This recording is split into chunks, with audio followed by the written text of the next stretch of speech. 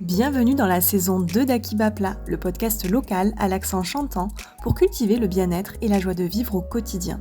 Je suis Audrey Boyer, sa fondatrice et actuellement en dernière année de formation de naturopathie. Ici, retrouvez des interviews avec des professionnels des métiers du bien-être, des hors-séries comme le projet de Vive Voix où je suis allée à la rencontre de personnes âgées ou encore des épisodes en solo. Pour soutenir le podcast, vous pouvez le partager autour de vous, mettre 5 étoiles ou un pouce sur les plateformes d'écoute ou bien encore faire un don sur la cagnotte Litchi. Tout soutien à cette aventure est le bienvenu. Et maintenant, place à votre nouvel épisode. Ils ont entre 75 et 89 ans. Ils habitent dans l'Aude et le Tarn en Occitanie. Ils s'appellent Daniel, Maryse, Nicole, Sylvette ou encore Lydia. Ce sont peut-être des femmes et des hommes que vous avez croisés dans la rue, sur un banc ou au supermarché. Ce sont peut-être vos voisins. Mais, pris dans notre tourbillon quotidien, nous avons rarement le temps de nous arrêter pour converser avec eux, pour les écouter. Pourtant, nos aînés, par leurs expériences de vie, ont de multiples choses à nous conter, à nous apprendre.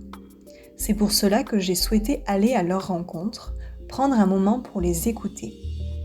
Pendant plusieurs mois, j'ai donc sillonné l'Aude et le Tarn et je leur ai posé à chacun les mêmes questions. Ce projet fait aussi l'objet d'une collaboration exceptionnelle avec l'artiste Étienne Carreno, dont vous pouvez écouter le podcast saison 2, épisode 2. Pour Akiba Plat, il a imaginé et réalisé un tableau qui vient illustrer ces épisodes par une branche de fleurs de cerisier, symbolisant l'éphémère, la nature passagère de la vie. Bienvenue dans cette hors-série intitulée « De vive voix ». Ce 3e épisode est consacré à la question suivante. Y a-t-il un secret pour faire durer son couple ? Est-ce que vous pouvez me dire votre prénom et votre âge ? Daniel Mougin, âgé de 89 ans. Est-ce qu'il y a un secret pour un couple qui dure ? Pardon ? Est-ce que vous avez un secret pour un couple qui dure dans la longueur, dans les années ? Je crois que ce qu'il faut faire, c'est qu'il faut se respecter, quoi. S'écouter, et voilà, être à égalité, quoi. Parce que, en principe, c'est toujours l'homme qui domine. Parce que là, nous sommes même à égalité, c'est tout, quoi. Voilà. Mais il faut savoir observer, écouter, enfin bref. Évidemment, il y a des hauts et des bas quand même, hein, il faut pas... Voilà, c'est tout, quoi. Mon prénom c'est Sylvette, mon âge, je vais avoir 75 ans dimanche. C'est quoi le secret de la longévité d'un couple pour vous ? C'est pas un long fleuve tranquille. Le secret, je pense qu'il n'y en a pas, mais il faut surtout s'écouter beaucoup l'un et l'autre. Après, on apprend à vivre ensemble, à se respecter. Et puis, oui, je pense que c'est surtout respecter l'autre et écouter. Voilà, et dialoguer surtout, parler beaucoup. C'est ce que nous faisons beaucoup avec mon mari. Voilà. Donc la communication. La communication, elle passe et heureusement, dans cette période où malheureusement on traverse une période de maladie, c'est important d'avoir cette communication aussi parce que on est plus fort à deux. On est beaucoup plus fort à deux, ça c'est sûr. Voilà, c'est important d'être soudés. Oui, ça se travaille au fil des années. Alors, absolument, absolument. Bon, il y a toujours des périodes où on a l'impression qu'on se perd un petit peu. Et puis finalement, dès qu'il arrive quelque chose, on se rend compte qu'on est soudés. C'est normal. Hein. Et puis, il y a l'amour des enfants aussi. Enfin, moi, j'en ai qu'un, mais son amour compte beaucoup dans notre couple aussi. Voilà, c'est ce qui nous rapproche aussi. Hein. Voilà. Je m'appelle Lydia, j'ai 75 ans. Est-ce que vous avez un secret ou quelque chose à partager pour faire durer un couple ? Est-ce qu'il y a des... Oh, ça, je sais pas. C'est compliqué parce que... Oui, parce que bon, moi, je peux pas dire donc mon mari est mort. Mais est-ce que on serait toujours ensemble ? Ça, je peux pas le dire. Hein. J'en sais rien. Parce que c'est vrai que c'est compliqué.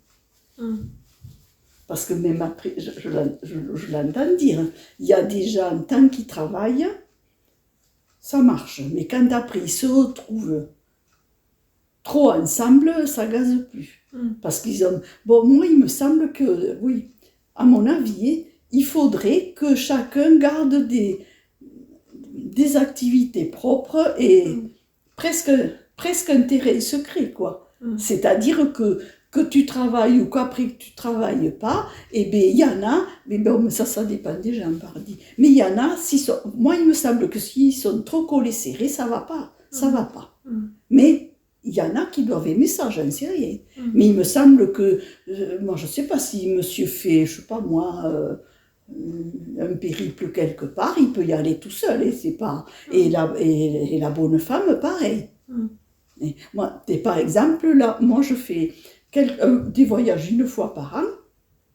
Il y a une dame qui habite au village à côté, elle est mariée et tout, mais son mari, il veut pas. Bon, et bien, il reste à la maison, et elle vient au voyage. Bon, des fois, elle dit, 3 jours avant, il me fait la tête. Bon.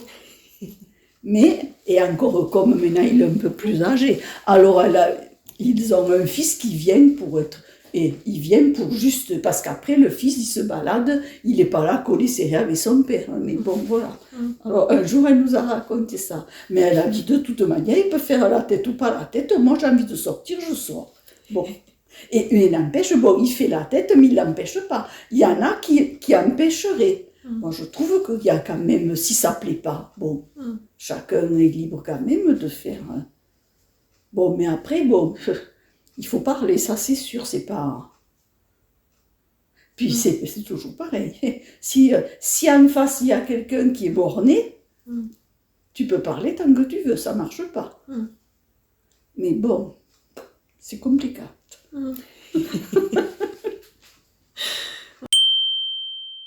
Maryse, 86 et demi. Et donc ça fait 63 ans, je crois, que vous êtes avec Daniel.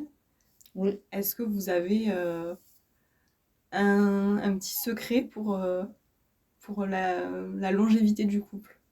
Pour vous, est-ce qu'il y a des choses à cultiver? Je crois qu'il faut écouter Virginia Woolf. Elle a dit, une femme doit avoir une chambre à elle. Moi, j'aime bien la vie de couple, mais chacun a sa vie. D'autant plus que lui était là, moi j'étais à Albi. Donc, par exemple, le jeudi, au lieu de rentrer, comme je travaillais le lundi, non, le mardi, le jeudi et le vendredi. Au lieu de rentrer le soir jeudi, vu que je déteste conduire et je déteste la route, je couchais là-bas, chez mon amie Janine, celle de mise en plage. Donc moi, j'avais ma vie. Je ne voulais pas que mon mari m'oblige à rentrer. Donc voilà, moi, j'ai une vie indépendante. J'aime bien qu'on me fasse ce que j'ai envie de faire et pas qu'on m'oblige, parce que je suis mariée, à faire ci ou là.